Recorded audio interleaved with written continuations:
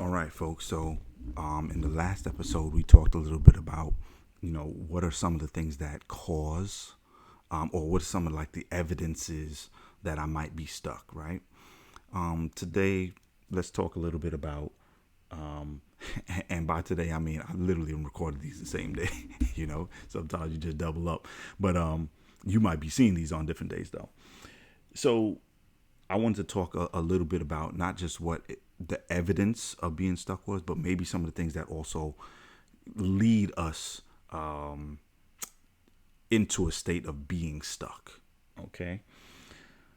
So it could be lack of encouragement or affirmation, right? For some folks. And this doesn't necessarily always need to be, somebody verbally saying this to you, right?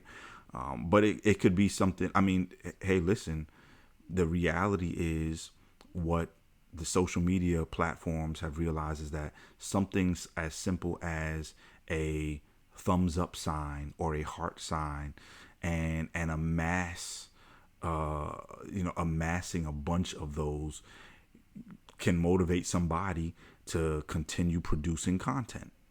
All right. That is a type of affirmation. Now, we can talk, about whether or not it's always a healthy, right? Not all affirmation is healthy. Not all encouragement is healthy, and not the need for those things, right? It's healthy. Like we're designed by God to want those things, to want affirmation, to be encouraged, right? At the same time, those things can be corrupted, right? I'm not calling social media platforms corrupt, but I'm just saying that out of the proper context, these things can be done in healthy ways, and so you start looking for unhealthy ways of being affirmed and encouraged, right? But in general, lack of healthy encouragement, lack of healthy affirmations can cause us to be stuck. Okay. Lack of self-awareness can cause us to be stuck. Okay. When I say lack of self-awareness, I'm talking about really not being self-reflective enough to see where we're actually falling short. Okay. And I remember having somewhat of this arrogant attitude when I was especially in my early 20s, right? I remember going to on interviews for jobs, to work at like, I don't know, some clothing store and things like that, and thinking that like, you know, I can speak, I can hold my own in a conversation, right? I should be able to get right in there and interview, right? They need to give, I'm here to help them. They need to give me the job. And definitely when I've done career coaching for, for individuals, I absolutely tell them you need to go in there knowing that you're coming there and you solve a problem. You need to go in there with confidence, and you need to go in there with the mindset that you're interviewing them as much as they're interviewing you. But I'm not talking about that. I'm talking about I thought that I was the best thing since sliced bread, as they say. And so I'm going in there with like arrogance. Not that I'm speaking in an arrogant way, but in my mind, I was arrogant. And guess what? I didn't get that job. And, being a bit older now, I'm like, if I was the hiring manager at the time, I sure wouldn't have given myself the job either, right? There's so much I didn't realize, I didn't even know about what it meant to be able to know what kind of problem that you're solving and how to present yourself, in an interview and in other types of situations as the person who can come here and solve a problem for these individuals, but without arrogance, and again with actual proper knowledge, not being a fool. I was a fool at that time, in many ways.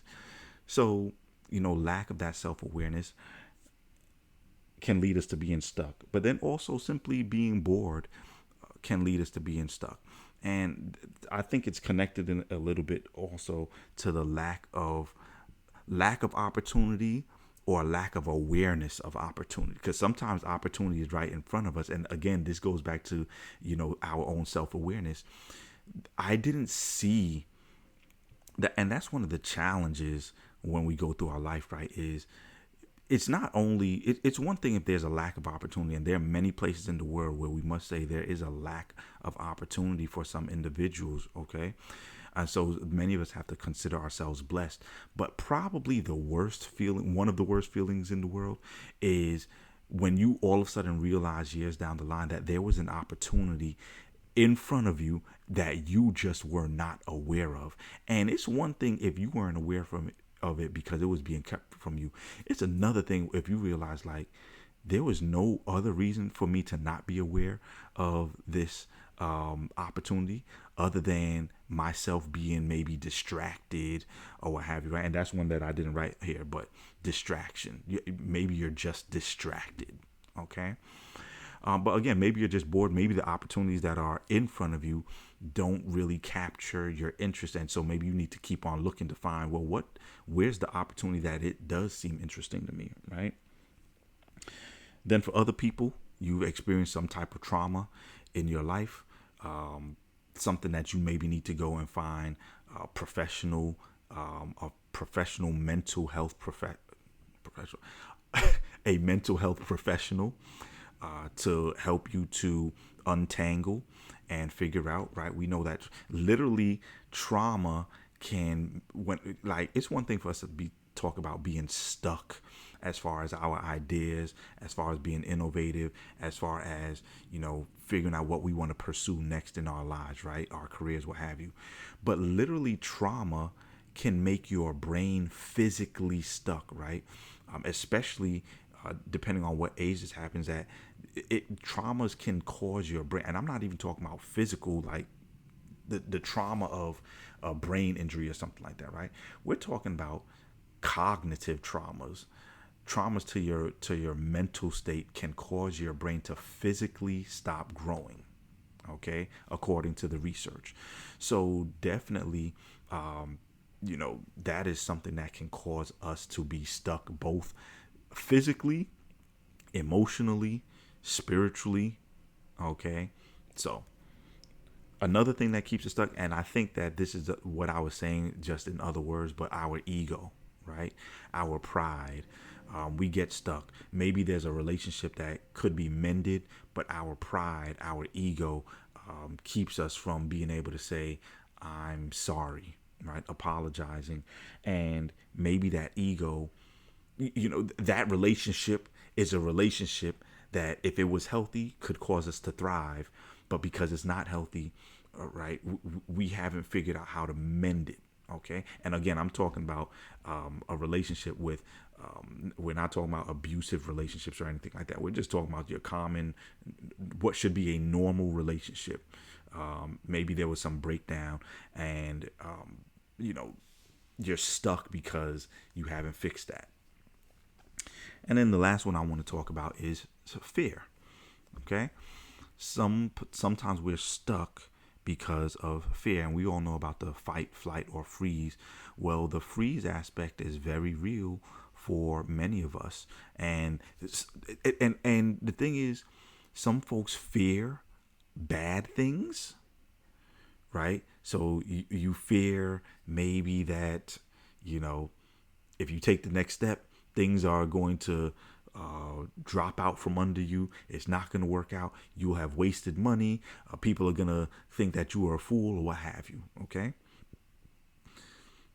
Maybe it's the fear of speaking, public speaking or something like that.